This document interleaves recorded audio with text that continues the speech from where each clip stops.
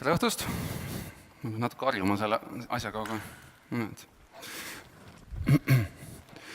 ma ei olnud hommikupoole kohal, ma ei tea, kas keegi, kuna on ikkagi ettevõtlusnädal sellega seotud, kas keegi ettevõtjatele on ka õlale patsutanud täna, aga see on igaks juhuks, kui ei ole.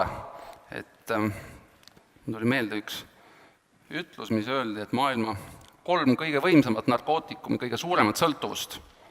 Esiteks on suhkur ja süsivesikud, siis on heroiin ja siis on igakuine palgapäev. Ettevõtja, kes on oma firma teinud, see teab, et sellest sõltuvusest vabanemine on keeruline. Aga kui siin on ettevõtjaid, siis see eest nad on sellest lahti saanud ja see näitab, et nad on väga tugevad. Nii hea on ka endale õlale patsutada aeg-ajalt.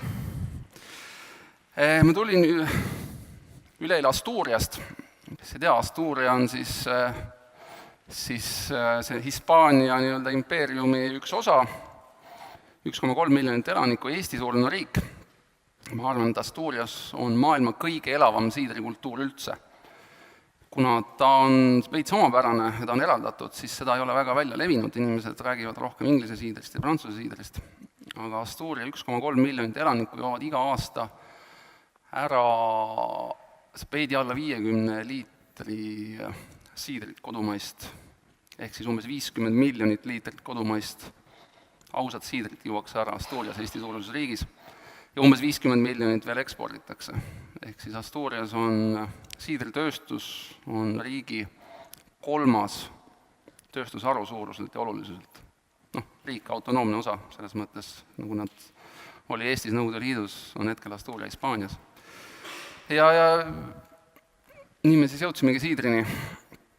Ehk siis, kui mul tekkis see idee, et võiks hakata vaatama Eesti ühte väärtuslikumat maavara ehk õuna, äkki midagi teha sellest, keegi ei teinud sellest midagi veel 3 aastat tagasi, oli ka see valik, et mida uurida ja millisel eesmärgil uurida. Et mis on Eesti suurim see probleem või väljakutse, ütleme ettevõtjana kõigepealt, ei ole ilm on ka kohutav, aga on riigi suurus ikkagi. Et me võime küll saada suureks vaimult ja saame, aga meil maksujõulisi ostjaid ei saa mitte kunagi olema piisavalt, et siin midagi, erilist sellist nagu nišikaupa teha. Et neid saab alati olema liiga vähe ja väga palju liiga vähe.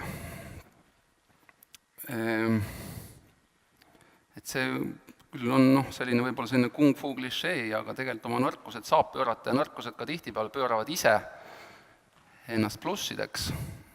Ja esimene lihtsam võib-olla selline majanduslikum on see, et kui sa Eestis alustad millegi tootmist, siis sul ei jää muud üle, sa pead selle algusest peale planeerima, et see oleks rahvusvaheliselt konkurentsivõimeline. Sa ei saa toota koduturule sellist lihtsat kaupa.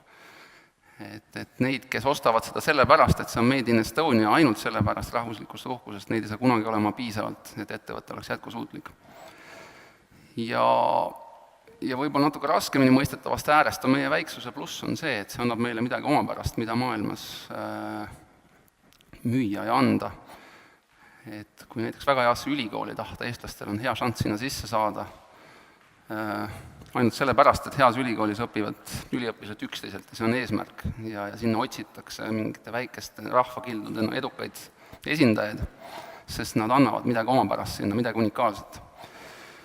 Ehk siis siit nüüd uurimistööni jõudes pärast suurt ringi oligi see valik, et kas alustada puhtalt lehet ja proovida midagi uut luua või siis võtta ette mingi standard ja proovida sellest Eesti versioon teha kõige parem, mis on võimalik. Et võtta mingi prantsuse siider tuua ja öelda, et see nüüd on maailma parim siider, et proovime nüüd Eestis saada võimalikult selle lähedase asja. Ehk siis minna otsima kultuurpärme tuua sisse, see on selles mõttes väga lihtne minna ostanud sellofaanpakkide ja kultuurpärme hulgi ja hakata proovima, võtta siit õunasordid, mis meenutavad inglise näiteks siidriõunu või prantsuse õunu ja hakata neid omavahel sobitama ja nuusutama ja proovida siis saada nagu Eesti versioon kõige lahedamast siis prantsuse siidrikoopiast. Ja see võib tulla vaieldamatult maitsev, aga sellel ei ole maailmas mingit edu, see jääb alati mingiks koopiaks millestki. Ehk siis mina valisin pigem selle, et võtsin puhta lehe ja ja võtsin ja kandsin sinna meil saada olevad komponendid. Ehk siis Eesti õuna, nii nagu ta on, ja ka Eesti metsiku pärmi, ehk see sama, mis meil on õhus, meil on aastasadu on tehtud sellest õunaveini peaaegu iga teine Eesti pere. Nüüd ma saan aru, kui palju seda tehakse, kui me oleme natukene kuulsamad olnud, Eestis inimesed helistavad ja räägivad või kuskil saame kokku, igaüks teeb kuskil mingis versioonis kas siidrit või õunaveini või mingit marjaveini, et seda on alati tehtud, see tähendab, et meil on materjal siin kõik olemas. Ja meie võtsimegi endale selle siis eesmärgi, et proovida sealt klassikalisest Eesti õunast, traditsioonilisest Eesti õunast ja metsikust pärmist luua ja väärindada seda siis maksimaalselt. Ehk võtta ta maast üles, mis õigupoolest mingit väärtust ei oma õun, eks ju, keegi ei ole seda vist ostnud üldse kokkugi viimased mingi 10 aastat. Et kui viimati vist mahlapress võeti lahti Põltsamaal 2011, kui ma ei eksi, et sellest alates ei ole reaalselt kokkuostu Eestis olnud, et õun 99% Eesti õunast läheb komposti või sõidetakse muruniitega puruks. Et võtta see maast üles ja proovida, mis sellest saab teha ja siis luua talle nii palju väärtust, kui vähegi võimalik on, eks siis õunale või õunamahlale luua, eks ju. Ja seega teataval määral ta meie sellist asjaliku kokkupuutepunkti akadeemiaga on ka vähendanud, sest Eestis ei ole seda tehtud ennem. Eesti õunatööstus, õunaarendus ja kasvatus on senimaani eelmise aastani olnud suunatud ainult söögiõuna ehk igasugune analüüs Eesti õunast ja hinnangud ja ka sortide tegelikult heakskiitmine on ümber selle käinud, kas ta on atraktiivne müümiseks ja söömiseks, nii nagu ta on. Nüüd viimasel ajal on hakatud vaatama ka tööstuslikku siis nagu võimalust. Ja kuna me ka istutasime õunaaia ja oleme ka mahetootjad, et siis mul on olnud õnn olla sunnitud minema Pollisse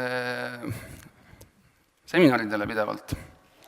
Ehk selle tõttu muidu ei maksta mahetootust, kui ei käi, ning see on nagu super, kui aega on vähe, siis peab keegi sundima, tegelikult on see super ja seal tehakse väga head tööd.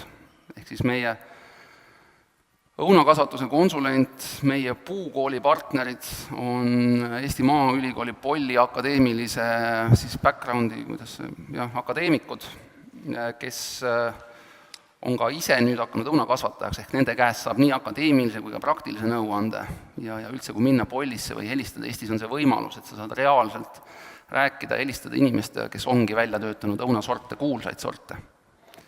Ehk siis võttes selle kokku, et ma proovin ära kasutada nii palju, kui on seda õunateadmist otse siis inimeste käest, kes ongi eluaega arendanud, Eesti õunu ja aretanud, ning siis võtta sinna juurde, korjata maailmast kokku teadmisi, mis on, ja lihtsalt proovida ja nuusutada ja maitsta. Ja mul on rõõm öelda, ma tegin hommikul ära pandipakendi analüüsiga, kui selle pandipakendi raporti, mitu pudelit me oleme müünud. Eelmine kuu esimest korda me saatsime välismaale rohkem, kui me müüsime Eestis pudeleid. Nii et Eesti õun on välismaal konkurentsivõimeline Eesti metsiku pärmiga. Aitäh! Rõõm kuulda, Alvar!